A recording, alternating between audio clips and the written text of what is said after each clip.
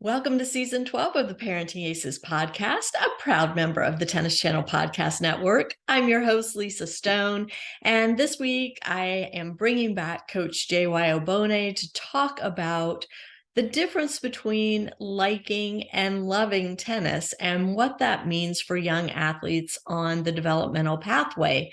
We are going to be discussing all elements of junior development, from the mental side to the physical side to the parent's role. And I know JY is going to provide lots of great insights that will prove valuable to all of you out there. Before I bring him on, just a quick reminder that if you haven't already, we would love to have you join us as a premium member. It gives you full access to ParentingAces.com, our podcasts, all discounts and special events that are happening, as well as complimentary consults with me. So if you are interested in joining, please just go to ParentingAces.com, click on the join button, and it will take you through the easy steps to get that process underway. Now sit back, relax, and enjoy my conversation with Coach JY Aubone. JY, we're so excited to get you back on the podcast. Welcome. Happy 2023. I know we're a little ways in at this point, but nice to see you. Lisa, thanks for having me on. Nice to see you too. And great to have you back after hopefully a lovely trip around on the other side of the world. So yeah, welcome back yourself. Thank you. Thank you. Yeah, we had an amazing trip. I'm still working. Well, hopefully by the time this airs, my article will be done about my visit with my son in New Zealand. But yeah, we had an amazing, amazing adventure. So let's jump right in here because we got a lot to talk about today. And you had texted me before the holidays, and we were trying to come up with some topics for future podcasts. And one of the topics you proposed really resonated with me, and that is, what is the difference between liking tennis and loving tennis? Liking to be out on the practice court and loving to compete. And I think this is such an important distinction to discuss in this kind of venue so that parents and coaches and players can all understand, what does it take to reach the highest levels of the sport? And the highest level is different for every single player, of course, but there are different stages of development and different levels of commitment that have to happen along the way in order for a player to reach his or her highest potential, right? Yeah.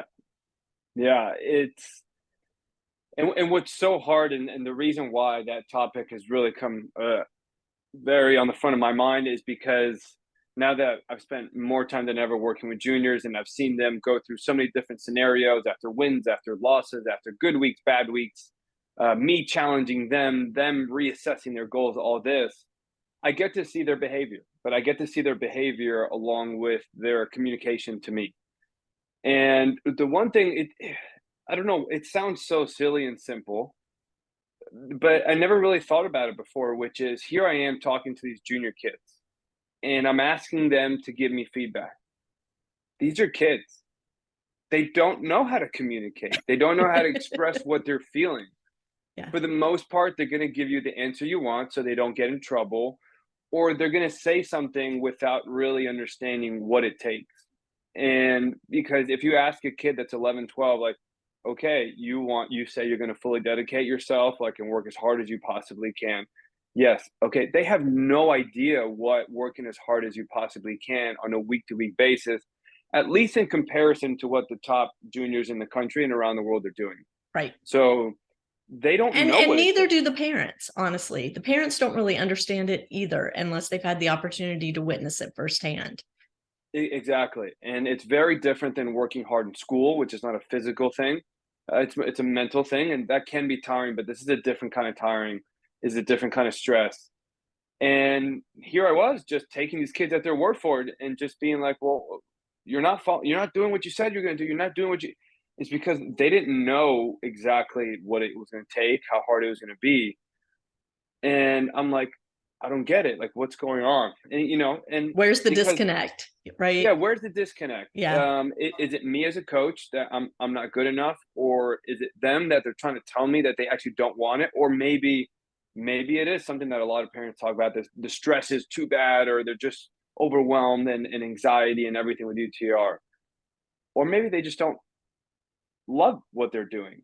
They like it, and it sounds great to be a Division I athlete. It does. It's awesome. I mean, we all know it, and we all hear about the great stories of playing at big time schools, and these kids want to be a big time athlete. That's a great way to identify yourself, which, that's a separate topic, right? Too many young people identifying themselves with their successes on a tennis court. But I started to see the difference between liking and loving when I started to compare with other kids I was working with, and these two examples just really just blew my mind. And one example was a kid. I was working with them Saturday morning for an hour and a half, a 13-year-old kid. And, we do technical analysis. I'm just a normal coach showing him some video, like, hey, this is what I'm trying to get with your serve, and I was comparing his serve and all this stuff. And this is why we need to get your serve in this trophy position and why. Okay. About an hour and a half after I finished working with him, get home, he texts me, hey, JY, I'm at my house. I'm shadow swinging my serve, and I'm looking at Djokovic's serve, and I don't understand how he can do what he's doing. I don't understand why, like, what's the disconnect? Why can't I get to his trophy position?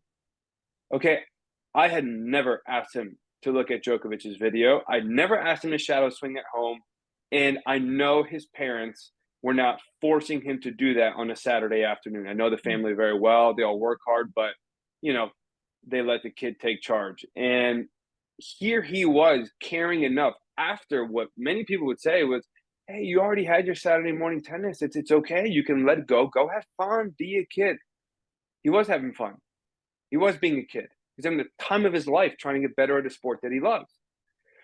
So that really just shook me. Like, why hasn't anyone else ever done this? Why do I have to ask them to do this all the time? And even when I ask them, they still don't do it 90% of the time. Right. Then the second example, I'll try to make it short, which is I told the kid that we are going to have a 2-hour practice. And I know the parents are listeners to Parenting Aces, so I wonder if they're going to remember the story. I told them it's going to be a 2-hour practice, and we're going to stop at 4:45 or at 5 o'clock. But it was really 4:45. I have no idea why I said 5. I knew I had to leave at 4:45. But it was going to be a 2-hour practice. This kid is very young, works hard, loves the sport. So we get to 4:45, and I'd forgotten the time I told him. And he's like, but wait, what time is it? And I go, it's 4:45. And he goes, but you said we were going to 5. And I said, look, it's been 2 hours. I know I said 5, I got to go. But look, you did 2 hours, for your age, and the effort you just did is a great practice. And he's like, but I want to keep playing. He was genuinely frustrated that he could not play tennis anymore. I didn't have to force him. His parents never asked him to hit more serve. It came strictly from within him. Almost everybody else I work with, the second I say we're done, they don't care. Yeah. They're happy. I worked hard. I did what I needed to do. No one goes home, watches more tennis, watches the pros, tries to compare that stuff and see what they're doing well, what they're doing wrong, how they can get better, because to them that feels like it's forced upon them. They're working even more. But the ones who love it, it's not work. For them, they can't wait to do it. They can't wait to play again. They'll play 10 days in a row in a week if the week had 10 days. Yeah. They don't need days off. They don't need to be told to move their feet from the beginning. And once I started to compare these situations and many others that I think I'd take too long if I mention them, it really started to hit me. I'm like, what's the biggest difference? And I think that's what it is. It's like, for them, trying to get to this high level is fun for them. Competing is fun for them. Spending all day at the courts is fun for them. They can't get enough of it. And if there's an opportunity for them to get better at it, they're going to do it at home, right, wherever they can. They're not going to go to the video games. They don't need to be told to put down their video games. The others do. And then that's why I was like, okay, they're doing it, but there's a disconnect.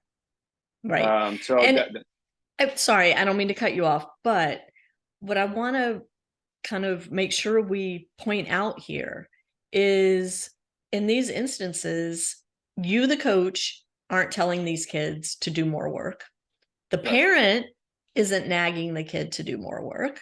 This is all coming from the kid. That's the definition of intrinsic motivation, right? It's coming from inside the player, him or herself.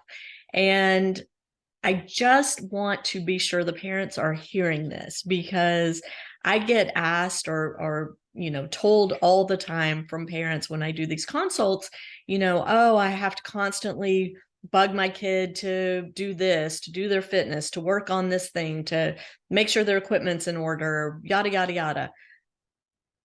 It's not your job to do that. It's your child's job to take care of those things, especially if they're age 12 and older. I get it for the younger kids, but once they hit age 12, they're old enough to manage those things. And if they aren't doing it, then I think it's time to have that conversation about what is it you really want from your tennis. And whatever their answer is, be good with that. But again, it goes into this whole thing, JY, of does the kid really understand what it takes to reach the highest level?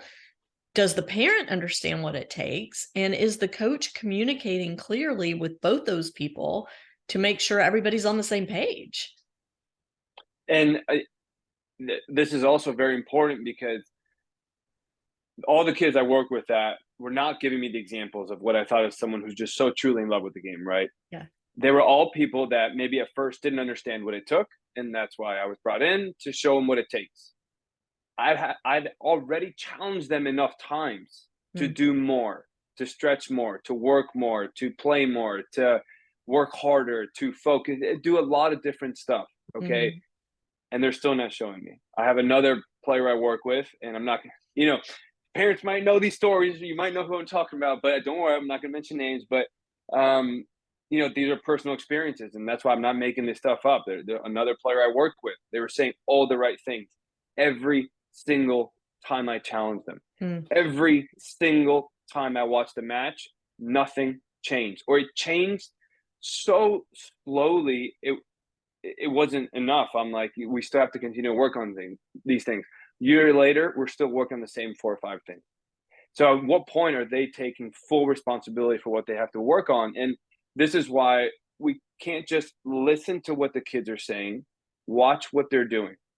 I had one parent say, should we try to move them to a different academy? Should we make the effort to do this and that? And I said, your child hasn't shown the willingness and love and passion for this game for you to work even harder as a parent to give them something that they're showing that they probably don't want. They just don't know how to say it, or they're afraid to say it, or they might want it, but it's not worth the effort. We all want these things.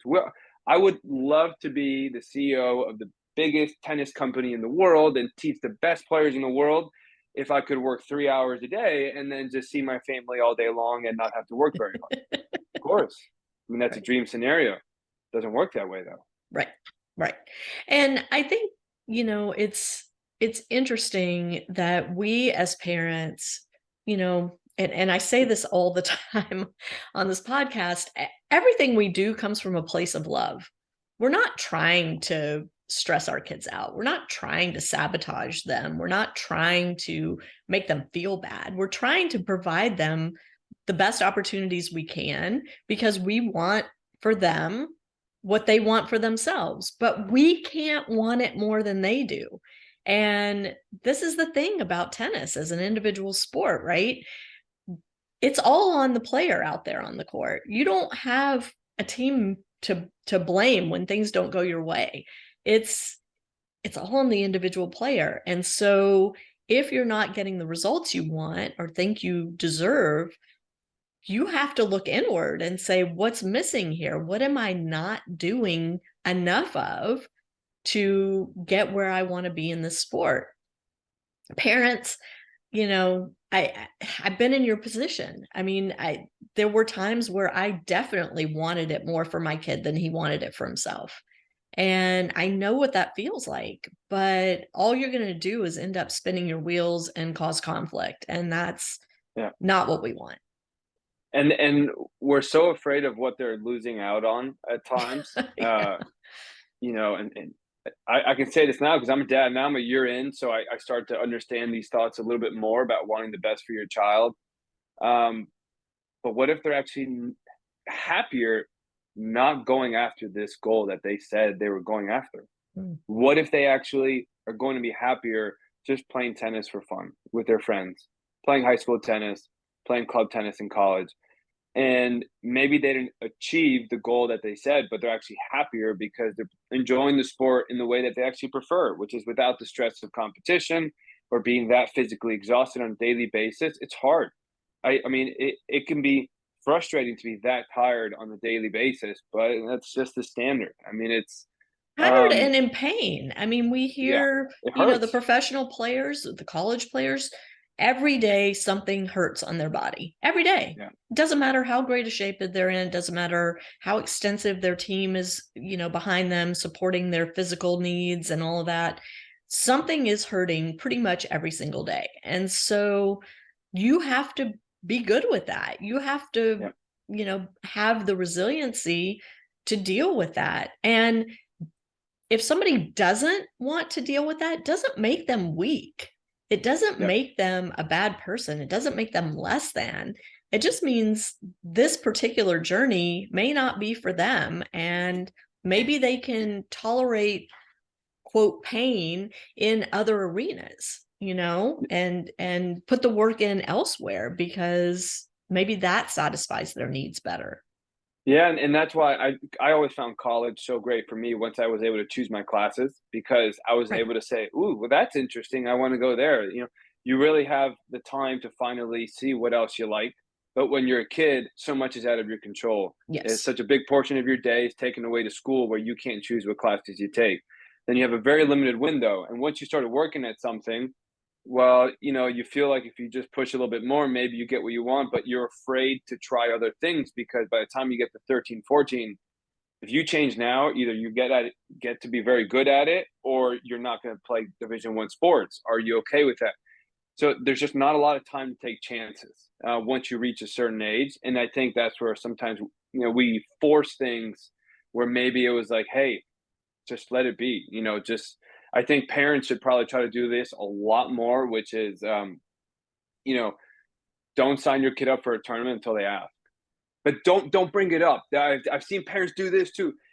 Do you want me to sign up? No, don't even bring it up. If you have to, don't initiate it. Don't get it on their mind because the kid's probably going to say yes just to make you happy. If Mm, it's one of those that doesn't love the game, right?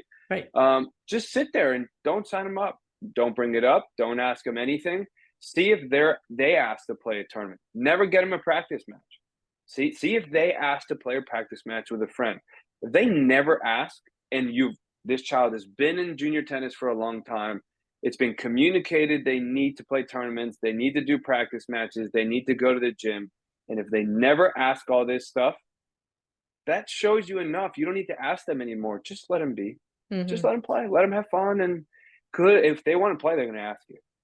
And it's so easy to say that, JY. And excuse me, it's easy to hear it, but it's so hard to do it as a parent, especially once you've hit a certain stage in their development and you've committed so many resources, whether it's money, time, whatever, to your child's passion, and they're still not initiating the conversation, asking for the things they need. It's so hard to just sit back and let them kind of veer in another direction. But, for the sake of your kid's happiness, for the sake of your relationship with your kid, that's really important. Well, and for lack of a better word, quitting at the right time is actually the best thing to do. Yeah. Why do we tell adults to quit a job they actually don't love? Why do we tell them find your passion, find what you actually love? Well, I don't want to leave the job, this and that. No, when we all say that to adults, so why can't we say that to kids? Like Mm, it's okay to not be, and they don't have to even quit totally. They can just do their after school drills for fun, right. and that's it. It doesn't have to be all or nothing. They can just be a regular kid, but I think it all comes back to just they're going to show you what they really want more than they're going to be able to tell you. Because how do they understand what is real passion about something? They don't know Mhm. how to put that in words, but they do know how to show us by what can we get ice cream? Can we go to McDonald's? Can we get pizza? Right? Oh, can I go to my friend's house? Like they love that stuff, Right. right? They're not telling you, I love to hang out with my friend. Pizza's my favorite food in the entire world. can I please have this with my friend? They don't know that yet, how to express it. So just watch what they do, and that'll tell you a lot where you as a parent should put your time and resources. I also, I advise parents to revisit the conversation quarterly, couple times a year, whatever it is, because oftentimes a 6-year-old, 7-year-old, 8-year-old, even 12-year-old will say, I want to be number one in the world. That's my dream. I want to play at the top Division I school in the country. I want to be this, that, or the other thing. Those dreams are awesome at a young age. But as we're discussing here, JY, the kids don't truly understand what it means to reach those levels at anything when they're young. They have no conception of that at a young age. They can't. So, I mean, yes, there is the rare standout that does understand it, but for the most part, the kids just know what sounds cool and what, they're interested in. By the time they're 16, maybe being number one in the world isn't the dream anymore. Maybe the dream is, I want to play college tennis. I want to have that experience. And then I want to go out in the world and be this or that or the other thing that has nothing to do with tennis. And so it's very important to keep having these conversations and understand what's driving your child. Are they being driven by the need to please you as a parent or to please their coach? Or are they truly passionate about this tennis thing still and wanting to work at the highest level to achieve the highest goal? Yeah, and look, I was one of those kids when I was 6, 7,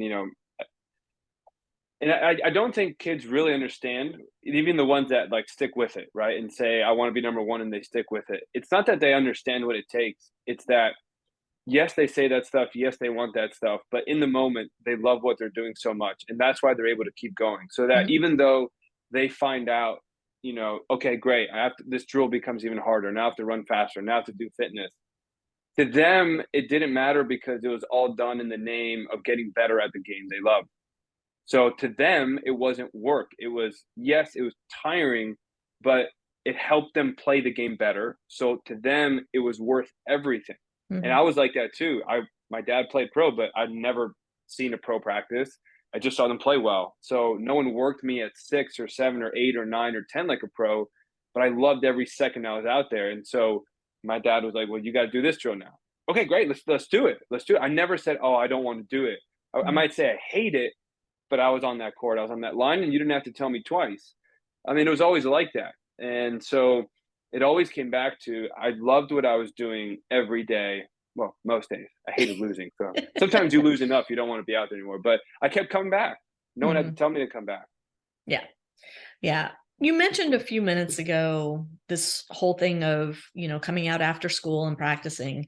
And you and I were talking before I hit the record button about what's happening in schooling and tennis and competition, that it seems we're seeing more and more and more kids giving up traditional brick and mortar school for either virtual school or some sort of hybrid or academy program where they're not in school, a physical school with peers that are not tennis players.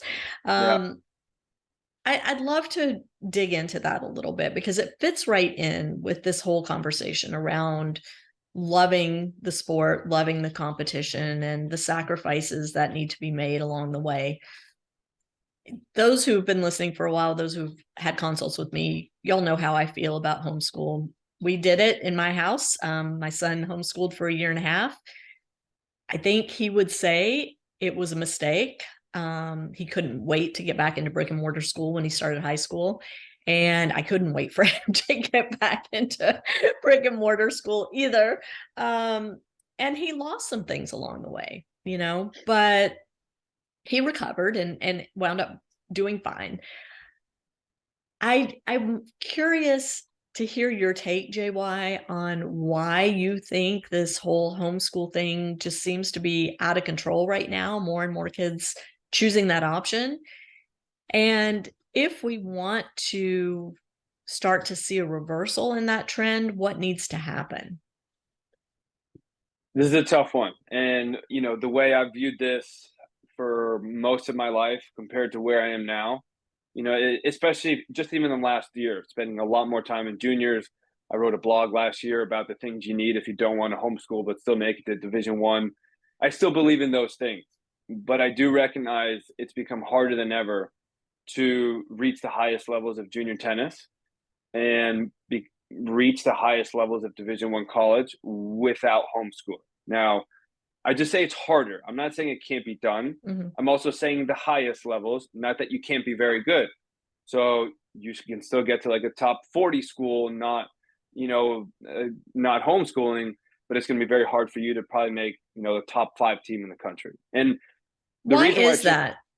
Oh, sorry. the reason why it's gotten harder, no, I mean, it's perfect timing. It's after school programs are no longer made for high performance kids. It's Why? I'm not I'm not saying it's at their fault. It's a revenue thing. Academies, people have realized that they can make more money having regular junior clinics and putting as many kids on courts as possible. And even if you have 4 to 6 kids, that's not awful compared to what you have. But if every court's filled up, you can't do practice matches. It's very hard to do full court drills. Most academies don't have enough coaches for the amount of kids that they have, or they just can't do the things that you need to really spread them out and develop them in an appropriate way. Most coaches don't go watch kids play tournaments, so there's no feedback from what's happening there. So it's a revenue thing. I think in my era, if you were teaching tennis, it was really because you loved it, not because you were trying to make as much money as possible. When I was growing up, so now I think a lot of people are getting into this and saying, "Wow, there can be a lot of money if I have a huge academy in it," and it is true. But you can only do that sacrificing high performance kids. So when are kids able to get the full court drills, the practice matches, the attention from coaches where they can really see things in a detailed basis? It's when the courts aren't filled up, which is mid morning. Right. So they just say, look, if you want to do it, go homeschool. And enough kids are doing that. And so what's happening is because there's also more kids than ever homeschooling, to break into that level is harder because there's more kids simply just practicing more than you are. They're just getting more reps, spending more time on the court. They're actually doing fitness. And so that just makes it tougher. It's a really tricky thing. If there is an after school program that finds a balance between making it somewhat affordable, or the club that runs the entire club just figures out to get revenue from different areas so that these kids can play practice matches on a weekly basis, and do their fitness and have more, not even one-on-one time, but one-on-two time and full Yeah. court drills and all this. Okay, if you can get that, you're probably gonna be fine. But it's very hard to find. Yeah. It's very hard to find. Yeah. And I mean, it's interesting because, that's why my son started homeschooling, because the high performance kids that he saw were all coming to drills in the morning. And when he would go in the afternoons, it was more the recreational players. And he knew that if he wanted that same kind of training those other kids were getting, he had to be available to train in the mornings. And, even this is 10, more than that, probably close to 15 years ago that we were making these decisions. So this isn't a new problem. It just is become more prevalent. And I think COVID kind of really shined a light on the fact that you can do virtual school and still get a good education. But a lot of the kids that are doing virtual school aren't getting the same level of academics that their peers are getting brick and mortar, because there's just not the same kind of attention to detail when Yeah. you're on the computer and you can have 3 screens up and get And I think answers to things and not have to put the work in. yeah. And look, and I homeschooled. So are there parts that, I didn't like? Yeah. I mean, the social part was obviously very hard, especially because when I was homeschooled, it was so new that I was one of the very few in the entire city doing it. So Mhm. forget academy. I mean, I was on my own. But I made the decision because, I mean, it wasn't because I was just trying to catch up and be good. Like, I was already good thanks to my dad providing a great environment, but I wanted to be pro. I was 50. I was going into high school. I was a little older now, so it's not like I was 11 feeling pressure to get better. Right. I just wanted to play tennis all day, and I wanted to make tennis my life. That's how far I was willing to go, and my parents never had to ask me about it. Hmm. All they said was, I wanted to play ITFs because I wanted to try to get to the next level because I was already one of the top juniors in the country. And then we went to our local high school and they said, you can't, you're going to miss too many days. We don't care. You're going to be out. So Hmm. we're going to have to kick you out. So they would have let me play for their high school team, which is very interesting. But so my parents gave me the choice. They're like, look, if you go to regular high school, then this is what it is. If not, you have to, go homeschool. I'm like, homeschool all the way. No, I mean, I But was just so happy to make that decision. right, but I want to just point out one thing you said, which is you were already one of the top juniors in the country when you made this choice. You weren't trying to become one of the top juniors in the country. You had already put the work in and gotten to that level being in regular school. Yeah. And so I think that's an important distinction for people to hear and understand. We just have seen Ben Shelton have an incredible Australian Open. I don't know if Ben went to regular school or homeschool, but I do know that this year's Australian Open is the first time Ben has ever left the country for any reason, much Hmm. less to play tennis. He grew up in an environment where he competed and trained in the US, period. He didn't travel for tennis. And he won the NCAA individual tournament as a sophomore in college at University of Florida, where his dad's his coach. He's now gone on, reached the quarterfinals of the Australian Open, which was an amazing, amazing feat. And he didn't have to travel all over the world as a kid to make that happen. I mean, there are ways to make this work and follow a more traditional schooling model, a more traditional competition model, kind of the Wayne Bryan approach, which is, be the best on your block, then the best in your neighborhood, city, state, region, country. Then, if you're the best of the best in your at home, then it's time to seek competition elsewhere. But Yeah. you can't skip steps. No, and I think if you're making the decision because you feel pressured for falling behind, that's not a healthy way to make that decision. Um, I think level is definitely one very important factor on where the child is. But I do think the other thing is, are they showing the daily desire where they want more? And it really, they're them being on the court, because I heard this from another parent, and it was actually a great point. We were talking about in the group just about homeschooling. And she said, she's like, look, my child's around his friends every day. He's homeschooling, but he's around his friends. He practices with his friends. There is that social atmosphere. He loves what he's doing. So if that's part of it, then that's different, Mm-hmm. But if you're just afraid of missing out, afraid of falling behind, I think that's too much of a I have to get better type of thing, as opposed to your child is so in love with this game, you're just giving them what they want. Mm-hmm. And it's worth whatever sacrifice they'll make by not going to homeschooling. And they'll look back and be like, no, I did what I wanted to do, not Mm-hmm. because I wasn't good enough as a player and I need to do something else. Right. Well, and there's also the added pressure on the kid, right? Which, we've talked about burnout before and, anxiety and all these things that we're seeing at younger and younger ages, especially in our kids that are striving to achieve big things with athletics or the arts or whatever it is. And, to have that kind of, you know, thing looming over you that, okay, now I've pulled out of regular school, I'm doing this homeschool thing, so now, if I don't succeed with my sport, it's an even bigger failure. I'm letting more people down. That's such a huge thing. Yeah, I mean, it can't be about the success of it, and you do add pressure if you make the decision from that manner. And the parent's probably going to feel that pressure too. Mm, Maybe they won't say it, but it's like, I pull my son out, we're making this huge sacrifice, and now it's not working. Oh my gosh, oh my gosh, oh my gosh. Like, hey, it's okay. Like, if it doesn't work out, just go back to school. That's the other right. thing too. You can go back. I mean, if you want to try it, go ahead, try it, but be willing to go back if it doesn't work, and that's okay.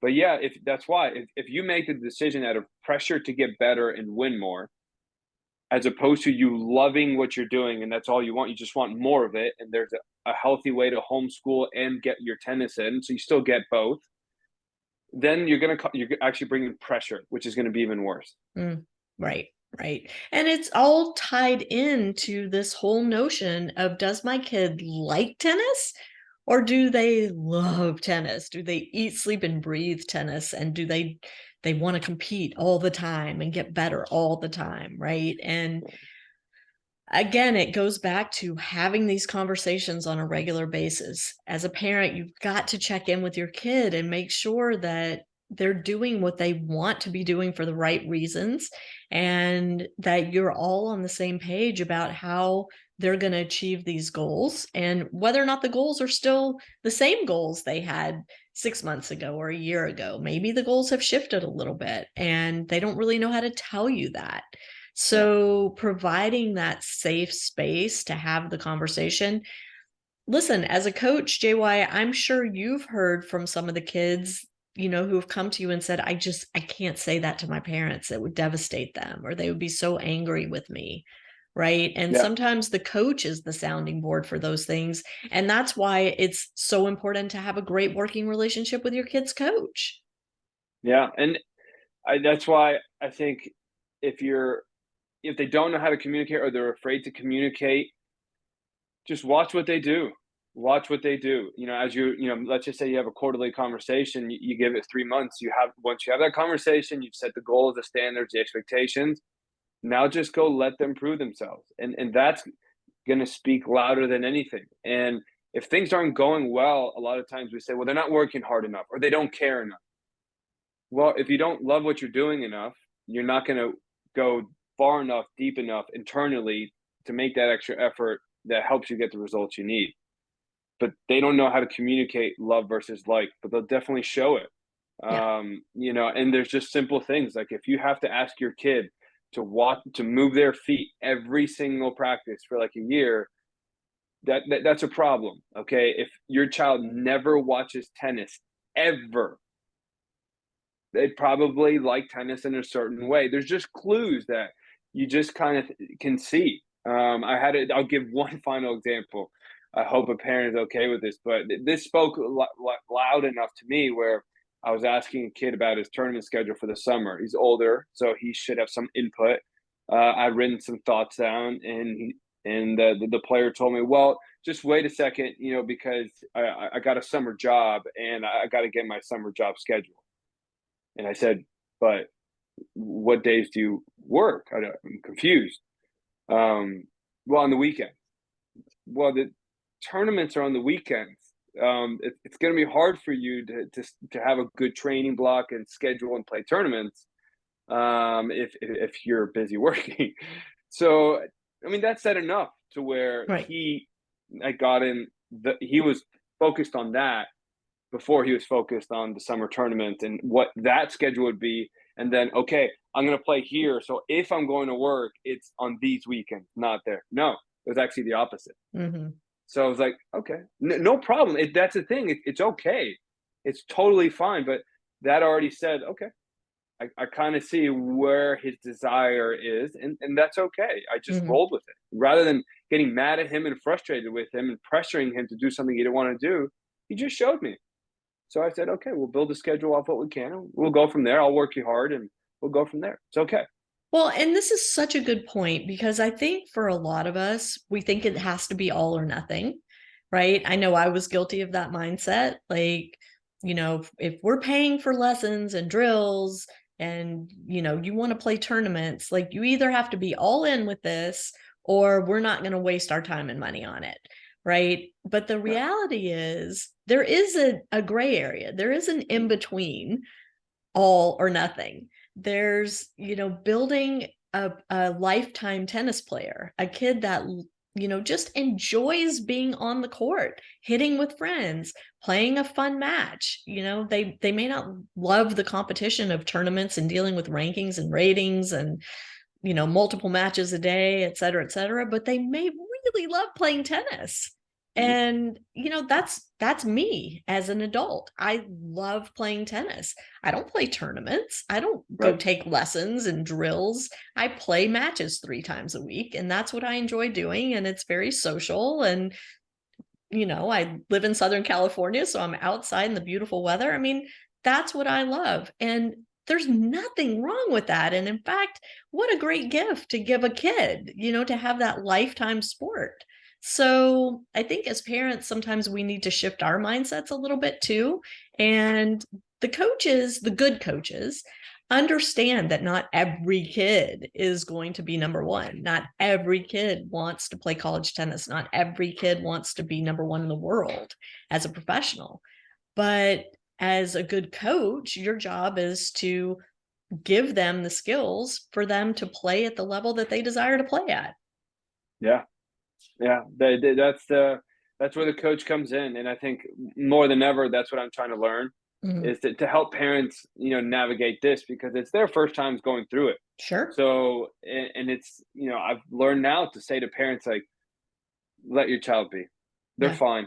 Don't sign them up. Don't have them play this weekend. Well, I'm going to ask them. No, it's okay. Yeah. I think they're going to be fine not playing this weekend. Or, hey, yeah, we got to sign them up.